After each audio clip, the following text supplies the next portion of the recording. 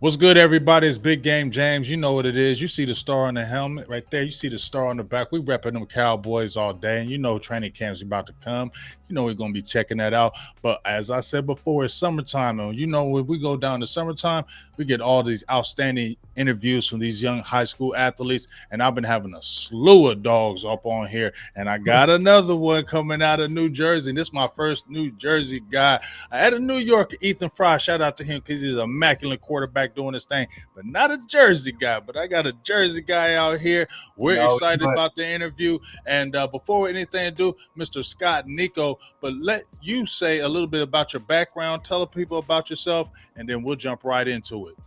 how are you, everyone? My name is Scott Nico. I'm a defensive end.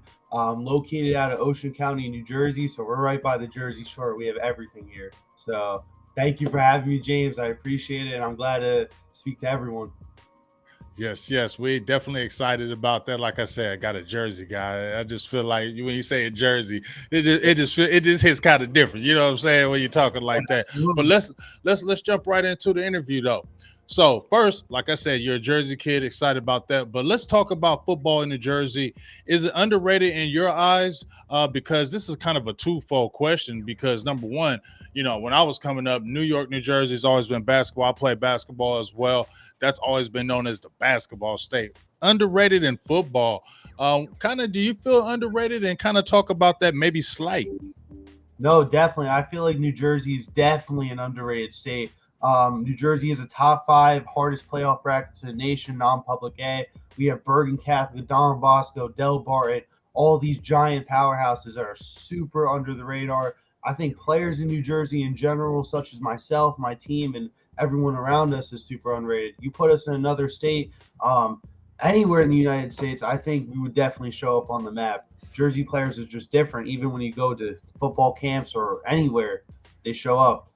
Everyone knows a Jersey guy when you see one. So So you think that one of the labels? I mean, I'm a Dallas Cowboys fan, and obviously we play the Giants every single year. They're in our division, and one thing I know about the Giants or anything else, they're tough, they're hard nosed. You know what they're going to bring every single day.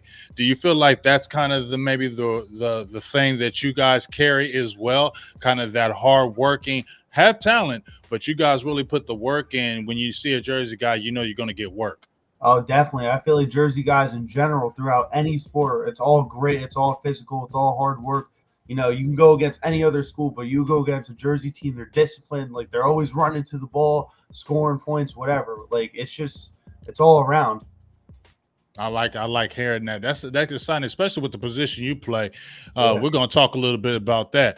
But obviously, it's your senior season. It's loaded up. You're getting excited about that. Your last year, you want to go out with a bang, right?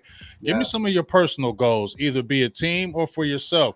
What's one of the main things that you want to accomplish in your last season? Well, starting off as a team, because there's no me in team where Right. we went 1-8 last season as a team. A very hard year, a lot of injuries. Just stuff. Anything that could go wrong went wrong. Three of our Mhm. big star players, getting recruited heavy by all these colleges, injured in a scrimmage.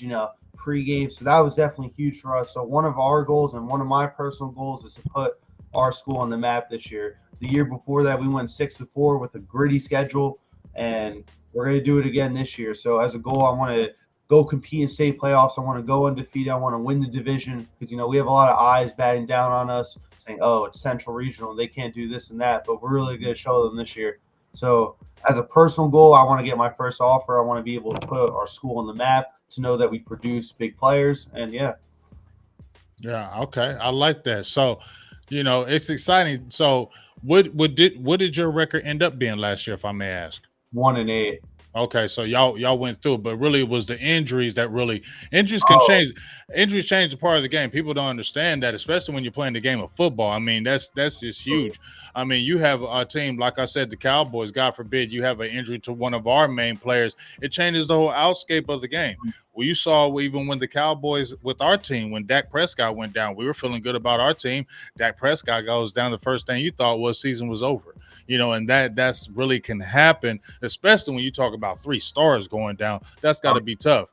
But like I said, this is the season for the rebound. This is the senior season for the reload. You know what I No, mean?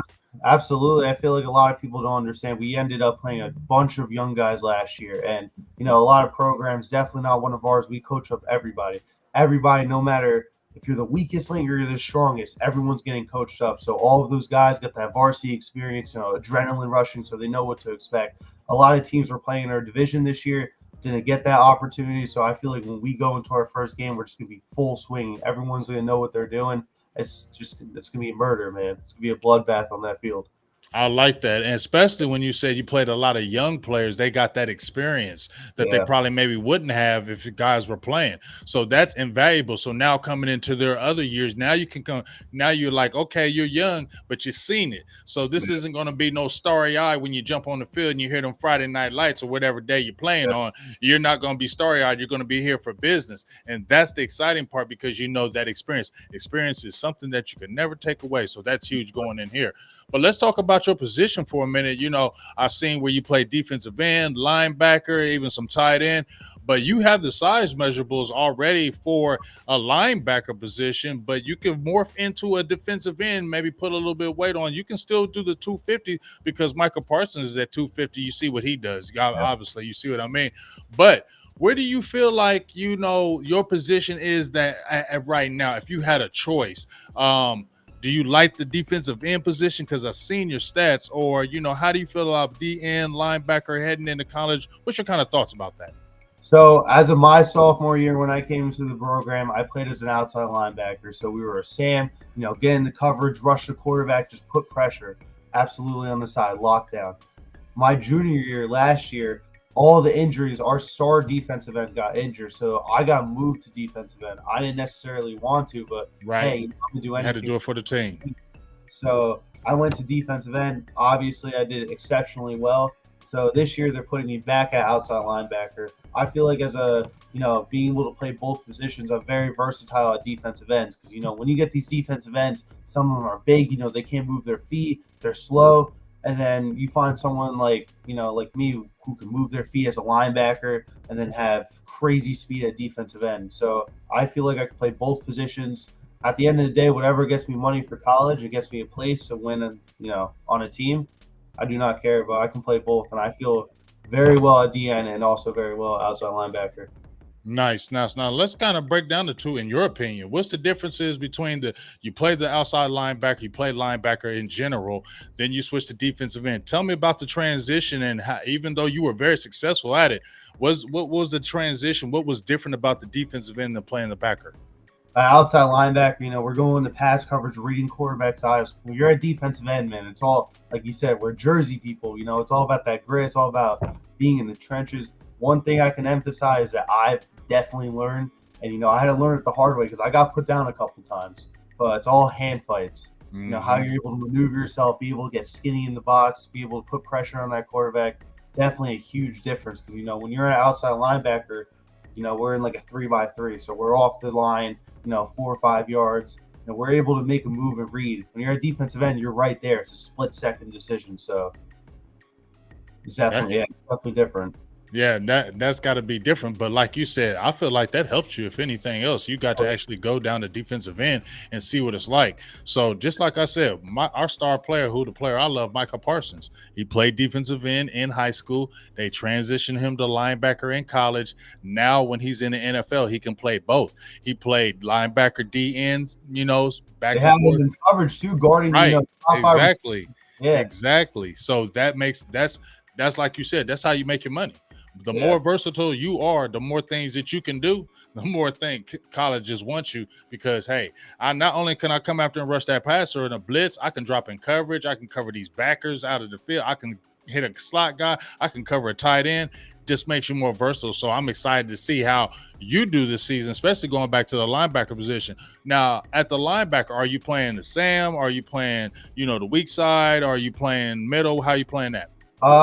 They want to put me in all different kinds of looks. My main position as of right now is Sam. That's why I ran during mini camps. Mm-hmm. I can play weak side if I want. So if I just want to go crazy, rushing the quarterback, they'll allow me. Mm-hmm. They'll give me looks at middle linebacker too, depending what type of, because we run a base defense, but whatever type of game, type of school we're going, guess we're gonna change that playbook up. So some games I might play middle, some plays I might play outside. Maybe I play defensive end. It's all who we're going against. But I feel comfortable in everything. So Love the versatility, and colleges are going to love that too.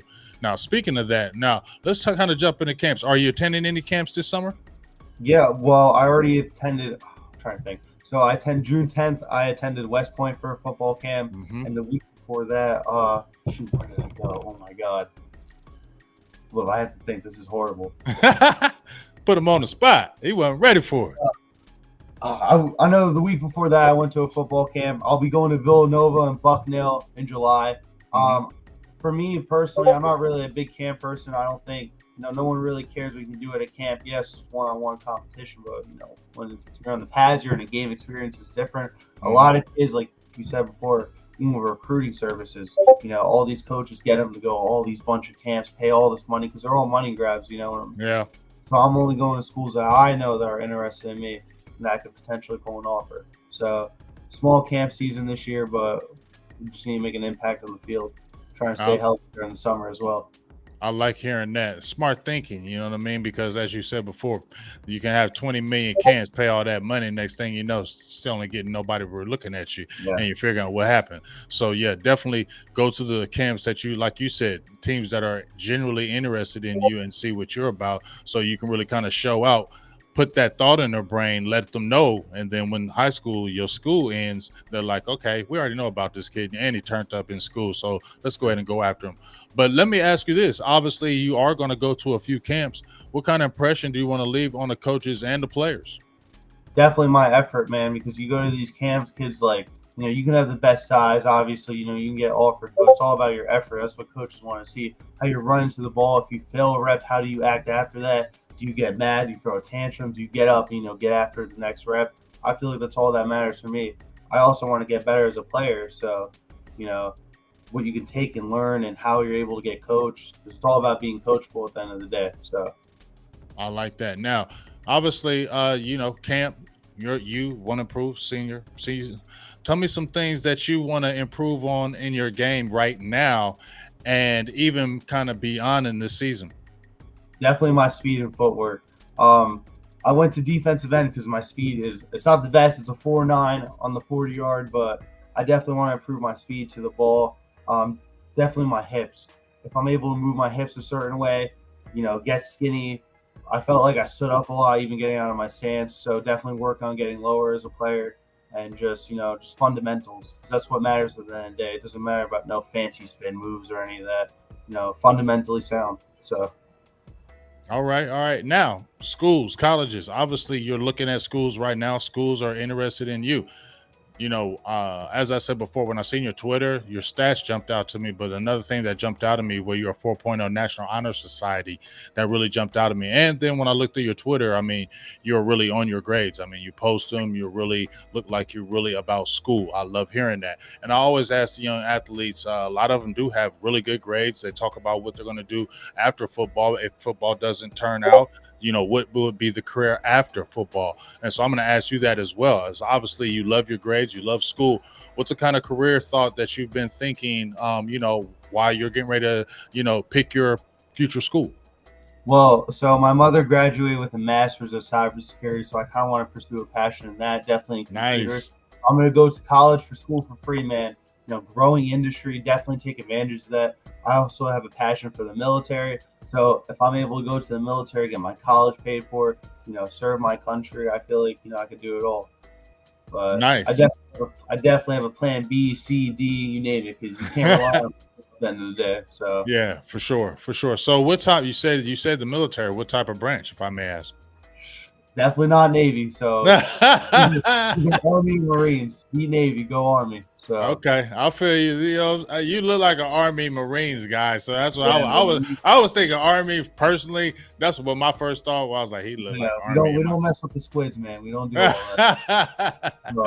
But my actual stepson, he went into the Army as well when he went out of high school, and he actually, as soon as he went there, he went to Afghanistan and was out there for like 3 months. wow, Yeah, he said it was eye opening. We were talking in FaceTime, and he said, yeah, it was something that he had never. He said seeing it on TV and actually seeing it in real life says two different things. So you know what I'm saying. definitely pray blessings on you in your decisions, what you want to do. So as we kind of get ready to close this interview, thank you for your time as well, Scott. I really appreciate you. I know you're a busy person, so I thank you for taking out your time out your day. But I want to ask you this. Everybody I talk to, all the young men I talk to, obviously they're motivated. You're motivated. Seems like you get out of bed and you have that, hey, I need to be able to do this, this, and this. Oh yeah. But who else besides yourself kind of pushes you to be great? Who else is maybe is a influence in your life that you say, I look to them, not just myself, but they help push me, and I go hard for them as well.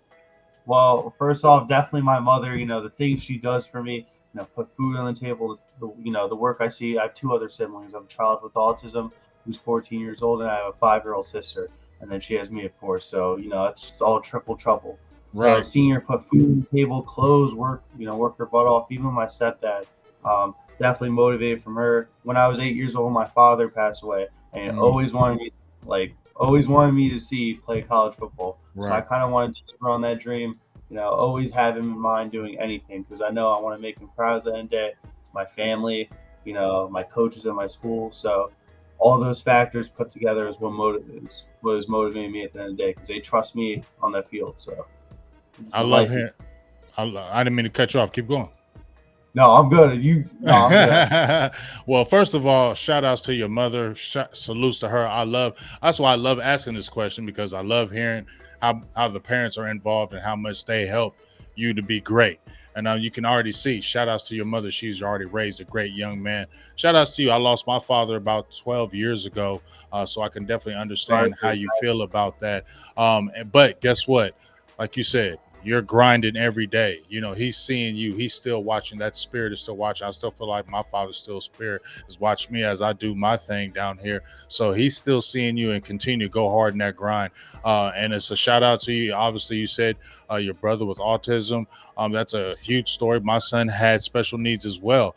I'm just giving you salutes right now because it seems like you're doing a great job, and the people that are looking up to you should. That's what I just want to tell you, because you're obviously a great role model. So you keep that up.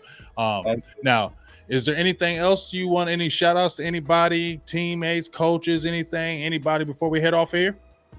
Definitely my head coach, Coach Pigeon. He's the best coach you can ever ask for. Even when I first went to my sophomore year of football, I didn't know if I was going to play college football. Like, that was always just a dream. And he really opened that pathway, like even going Division I interest. I never thought I would reach that level for even a podcast like this, just anything. It's honestly like eye opening. I took a bunch of college visits in the off season. Like, to me, it was a crazy experience, like trying on uniforms. It's definitely like eye opening. Shout out to my position coach, Coach Plummer. I throw for track as well, so I have him year round. So he gets on my butt, keeps me humble at the end of the day, always keeps me working. He doesn't care about any accolades or anything. So a big shout out to him as well. Couldn't be happy with the type of people in my life. Hey, it seems like you got a great support system, and you can't. That's precious. You can't.